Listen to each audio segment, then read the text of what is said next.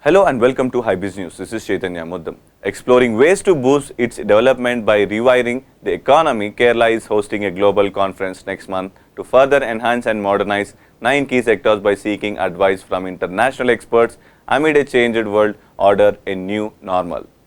The February 1 to 3rd Kerala Looks Ahead KLA conference and consultation looks at suggestions to achieve a paradigm shift in the state's progress in the coming years, aiming renewed work on the economic policies twin aspects built on historic achievements in welfare and invigorate growth and development through technology. Nobel laureate economist Professor Joseph Stiglitz and Dr. Soumya Swaminathan, chief scientist with World Health Organization, are prominent among those who will address the meet at the inaugural session to be held on February 1st.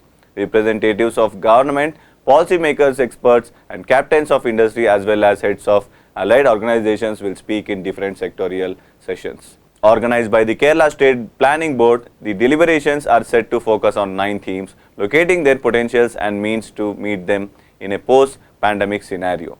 The sessions will cover primary sector, agriculture, fisheries and animal resource development, modern industrial possibilities, higher education including international academic collaboration, skill development, tourism, information technology, e-governance, local government and federalism and development financing.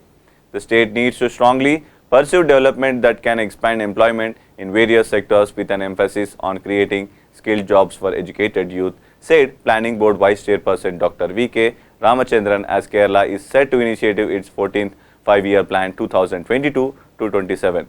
We must strengthen and upgrade public education and health, capitalize on the network of social welfare and add to the legacy of public action.